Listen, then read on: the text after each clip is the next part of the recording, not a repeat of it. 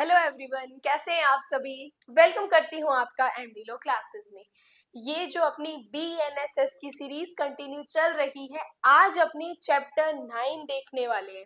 देखो, ये चैप्टर 9 हमारे लिए वेरी वेरी वेरी इंपॉर्टेंट है, क्योंकि ये हमें बताता है कि हम आपसे गुड बिहेवियर के लिए कब सिक्योरिटी ले सकते हैं, कौन ले सकता है, किन ऑफेंसेस में ले सकते हैं और कितनी ले सकते हैं। इस चैप्टर से हमारे मेंस के भी अच्छे क्वेश्चन बनते हैं, प्री के भी बनते हैं और इंटरव्यू में भी पूछे जाते हैं। तो आप इस चैप्टर को स्टार कर लेना। हर एक सेक्शन हमारे लिए प्री, मेंस और इंटरव्यू पॉइंट ऑफ व्यू के लिए इंपॉर्टेंट है। देखो, ये चैप्टर डील करता है security for keeping the peace and for good behaviour. अब हम आपसे क्या ले रहे हैं? सिक्योरिटी ले रहे हैं। किसके लिए? ताकि आप कीपिंग द पीस रख सको, शांति बना के रख सको, अच्छा व्यवहार करो। इसलिए हम आपसे क्या ले रहे हैं? सिक्योरिटी ले रहे हैं। 125 से 143 तक इस सेक्शंस में, इस चैप्टर में हम इन सेक्शंस को कवर करते हैं। इस चैप्टर में आज हम 4 सेक्शंस कवर करने वाले हैं। चारों ही सेक्शन हमारे लिए वेरी वेरी वेरी इंपॉर्टेंट है। उससे पहले, ये जो एमडीलो क्लासेस पे आप ऑनलाइन एंड ऑफलाइन दोनों तरीके से क्लासेस ले सकते हो। हर एक स्टेट की जुडिशरी की क्लासेस अवेलेबल है, एलएलबी की क्लासेस ले सकते हैं, या फिर आप अदर एमपी, एडीपीओ या किसी भी स्टेट की एपीओ की तैयारी के लिए भी क्लासेस ज्वाइन कर सकते हो। तो चलिए स्टार्ट करते हैं हमारा आज का सेशन। देखो, सेक्शन 125। देखो, मैं पूरी कोशिश ये करती हूँ कि मैं हर एक चीज को आपको इजी फॉर्म में बताऊं।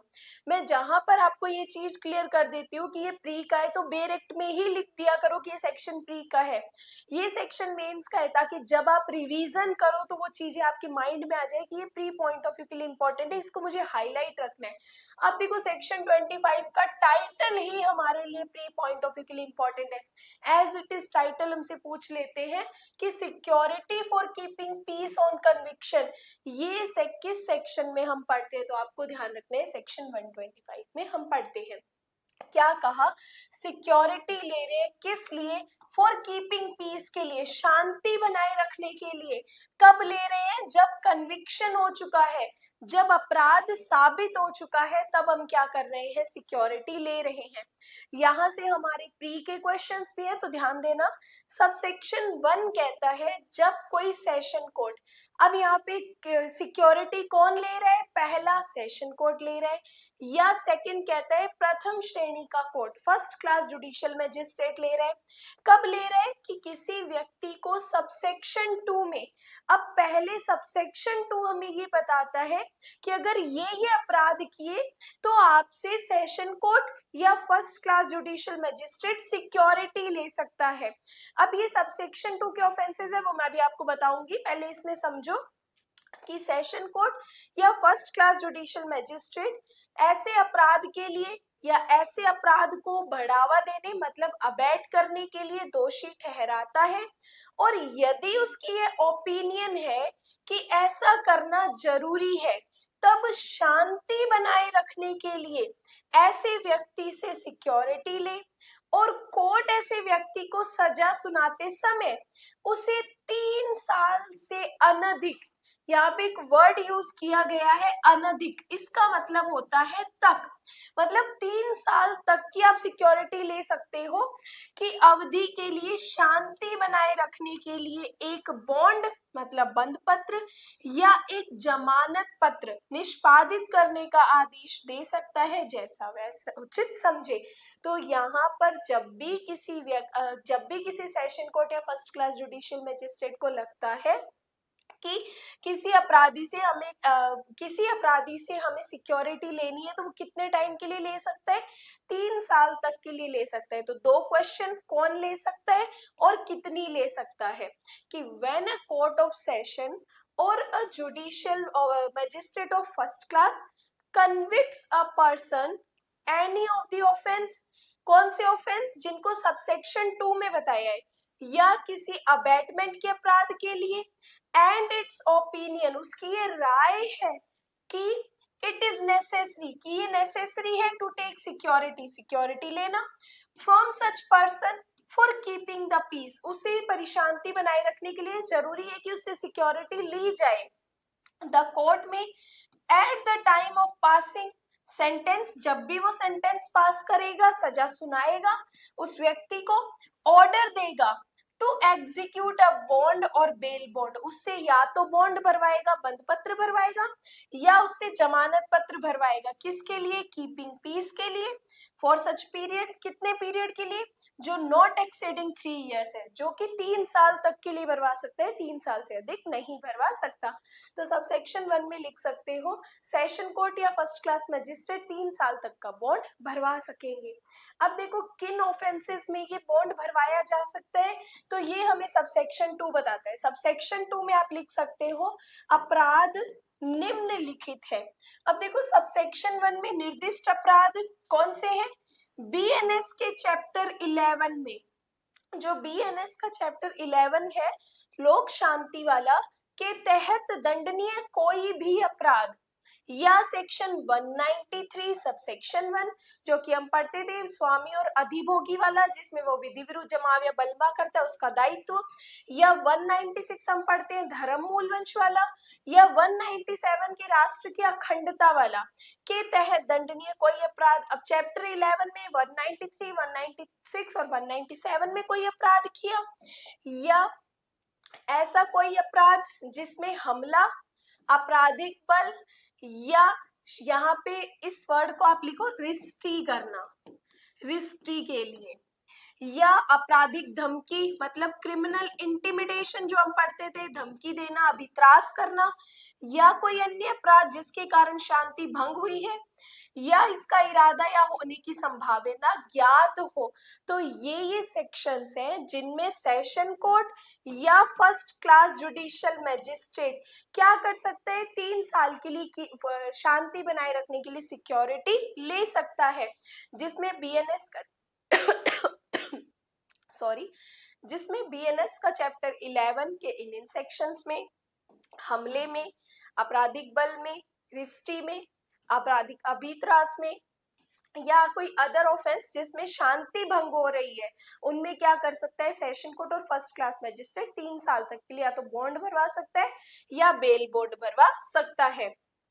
फिर third subsection 3 very important pre का क्वेश्चन है, यदि अपील या अन्यथा दोष सिद्धि को अगर रद्द कर दिया जाता है, कैंसिल कर दिया जाता है, तो जो बॉन्ड भरवाया है, जो बेल बॉन्ड भरवाया है, वो क्या हो जाएगा? वॉइड हो जाएगा। मतलब कि अगर अभियुक्त अपील में जाता है या जो उसको दोष सिद्ध किया है अगर उसको कैंसिल कर दिया जाता है, तो जो बॉन्ड और बेल बॉन्ड भरवाया है वो भी अपने आप में कैंसिल हो जाएंगे।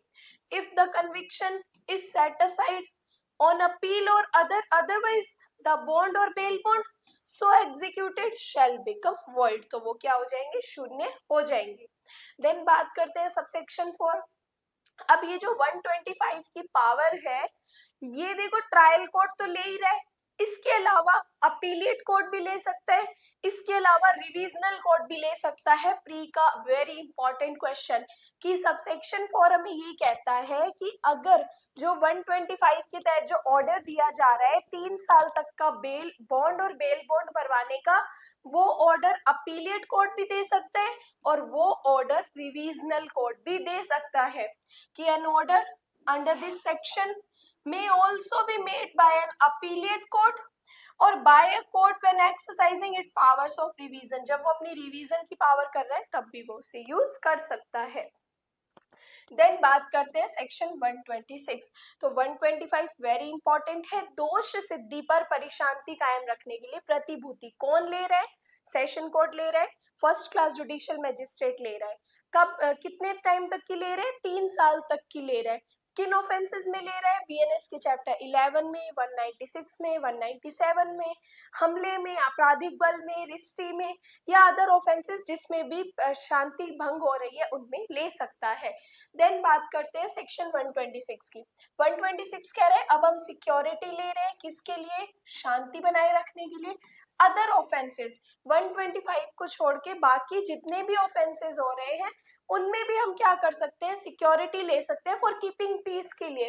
लेकिन याद रखना अदर ऑफेंसेस में कीपिंग पीस के लिए कौन सिक्योरिटी ले सकता है? तो एग्जीक्यूटिव मजिस्ट्रेट ले सकता है। यहाँ से हमारा प्री का क्वेश्चन बनता है कि जब एक एग्जीक्यूटिव मजिस्ट्रेट को इंफॉर्मेशन मिलती है कि कोई व्यक्ति शांति को भंग कर रहा है या शांति भंग कर सकता है या कोई इलीगल एक्ट कर सकता है जिससे शांति भंग हो सकती है, और उसकी ये ओपिनियन है कि केस को आगे बढ़ाना चाहिए, इसके बाद प्रदान किए गए तरीके से ऐसे व्यक्ति से कारण बताने की मांग कर सकता है कि उससे 1 साल से अनधिक की अवधि के लिए बॉन्ड और बेल बॉन्ड क्यों नहीं भरवाया जाना चाहिए। कि जब 125 के मैटर्स को छोड़ के बाकी जितने भी अदर ऑफेंसेस है कीपिंग पीस वाले, उनमें एग्जीक्यूटिव मजिस्ट्रेट को ये इंफॉर्मेशन मिलती है कि कोई व्यक्ति शांति भंग करने वाला है, तो उस व्यक्ति को 1 साल तक के लिए बॉन्ड भरवाएगा और उससे पूछेगा कि तू बता कि ये बॉन्ड तुझसे क्यों ना भरवाया जाए।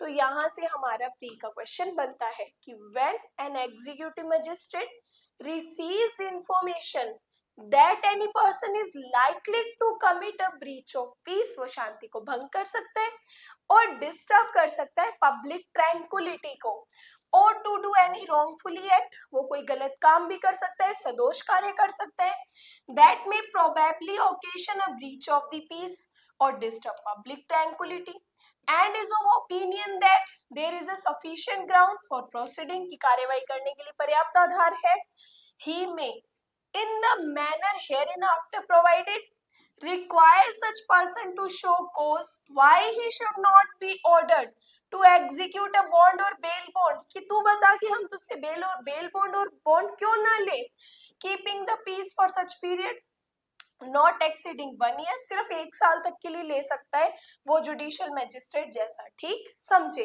तो 126 में कौन ले रहा है बॉन्ड और बेल बॉन्ड? Executive magistrate. 125 में सेशन कोर्ट और फर्स्ट क्लास जुडिशियल मैजिस्ट्रेट ले रहा है। तो स्टार्ट कर लो सेक्शन को प्री के लिए। देन बात करते हैं सब सेक्शन 2। इस धारा के तहत कार्यवाही किसी भी एग्जीक्यूटिव मजिस्ट्रेट की समक्ष की जा सकती है। अब यहाँ पे इन्होंने हमें ये नहीं बताया कि एग्जीक्यूटिव मजिस्ट्रेट किस कैटेगरी का होना चाहिए। एग्जीक्यूटिव मजिस्ट्रेट कोई भी हो सकता है, जब या तो वह स्थान जहां शांति भंग होने या अशांति की आशंका हो, उसके लोकल एरिया में या ऐसे लोकल ज्यूरिसडिक्शन के भीतर कोई व्यक्ति जिसके उल्लंघन करने की संभावना हो, शांति स्थापित करना या सार्वजनिक शांति भंग करना, ऐसे अधिकार क्षेत्र से परे पूर्वोक्त कोई भी गलत कार्य करना। तो यहाँ पर वो एग्जीक्यूटिव मजिस्ट्रेट कोई भी हो सकता है जिसके लोकल ज्यूरिसडिक्शन में उस शांति को भंग किया गया है। तो 126 अदर केसेस की बात कर रहा है और 125 दो सिद्धि पर परिशांति की बात करता है। अब देखो 127 कह रहा है कि हम सिक्योरिटी ले रहे हैं, किस लिए? फॉर गुड बिहेवियर, अच्छे आचरण के लिए, कि आप अच्छा बिहेवियर करो, फ्रॉम पर्सन्स डिसमेडिटेटिंग सर्टेन मैटर्स, कुछ ऐसे मामलों में सदाचरण कुछ ऐसे मामलों में जिसमें सदाचार रखने के लिए हम क्या कर रहे हैं? सिक्योरिटी ले रहे हैं। अब यहाँ पर सिक्योरिटी कौन ले रहा है? ध्यान से सुनो। जब एक एग्जीक्यूटिव मजिस्ट्रेट को ये इंफॉर्मेशन मिलती है कि उसके लोकल ज्यूरिसडिक्शन के अंदर कोई व्यक्ति है, जैसे अधिकार क्षेत्र के भीतर या बाहर, किसको इंफॉर्मेशन मिल रही है? एग्जीक्यूटिव मजिस्ट्रेट को मिल रही है कि वो या तो ओरली या रिटन में किसी अन्य तरीके से जानबूझकर क्या कर सकता है? पब्लिश कर सकता है, फैलाने का अटेम्प्ट कर सकता है या अबैट कर सकता है। अब ओरली भी कर रहा है, रिटन भी कर सकता है, लेकिन किन चीजों को पब्लिश कर रहा है वो? तो यहाँ पर देखो, ऐसी पब्लिकेशन जिसको बीएनएस की धारा 152, 196, 197 या 290 तहत पनिशेबल बनाया है, कि ऐसी कौन सी चीजें हैं जिनको पब्लिक पब्लिश कर रहा है और जिनको पब्लिश करना बीएनएस में पनिशेबल बताया है। तो बीएनएस के सेक्शन 152, 196, 197 या 299 या किसी जज द्वारा अपने आधिकारिक कर्तव्यों के निर्वहन में कार्य करने या कार्य करने से संबंधित कोई भी मामला जो बीएनएस के तहत कोई धमकी या मानहानि की श्रेणी में आता है, या अदर ऑफेंस कोई भी ऐसी अश्लील सामग्री बेचता है, प्रकाशन करता है, सेल करता है, आयात करता है, निर्यात करता है, बेचता है, किराए पर देता है, डिस्ट्रीब्यूट करता है, प्रदर्शित करता है, या किसी अन्य तरीके से प्रसारित करता है, जैसा बीएनएस की धारा 294 में, या मैजिस्ट्रेट की राय है कि कार्यवाही करने के लिए आधार है, तो मैजिस्ट्रेट इसके बाद प्रदान किए गए तरीके से ऐसे व्यक्ति से कारण बताने की अपेक्षा कर सकता है कि उससे बॉन्ड और बेल बॉन्ड निष्पादित करने का आदेश क्यों नहीं दिया जाए। उसके अच्छे व्यवहार से ऐसी अवधि के लिए जो 1 वर्ष से अधिक ना हो, जैसा कि मैजिस्ट्रेट उचित समझे। कि जब किसी एग्जीक्यूटिव मैजिस्ट्रेट को ये इंफॉर्मेशन मिलती है कि कोई व्यक्ति उसके लोकल ज्यूरिस्डिक्शन में ओरल या रिटन रूप में ऐसी चीजें पब्लिश कर सकता है जिनको बीएनएस के इन सेक्शंस में पनिशेबल बताया है, तो वो एग्जीक्यूटिव मैजिस्ट्रेट उससे 1 साल तक का बॉन्ड भरवाएगा कि अब तू बता कि हम तेरे से 1 साल का बॉन्ड या बेल बॉन्ड क्यों ना भरवाएं। ठीक है, तो ये यहाँ पर हमें ये चीजें बताता है कि एग्जीक्यूटिव मैजिस्ट्रेट को जब इंफॉर्मेशन मिलती है कि जब कोई व्यक्ति उसके लोकल ज्यूरिस्डिक्शन में ऐसा कोई अपराध करने वाला है, तो वो उसे 1 साल तक का बॉन्ड भरवा सकता है। देन इसका सबसेक्शन 2 बोलते हैं प्रेस और पुस्तक पंजीकरण अधिनियम में जो भी पंजीकृत और संपादित मुद्रित प्रकाशित कोई प्रकाशन है, पब्लिकेशन है, तो वो केस स्टेट गवर्नमेंट से पूछ कर ही किया जाएगा, उसके ऑर्डर से ही किया जाएगा, अदरवाइज नहीं किया जाएगा।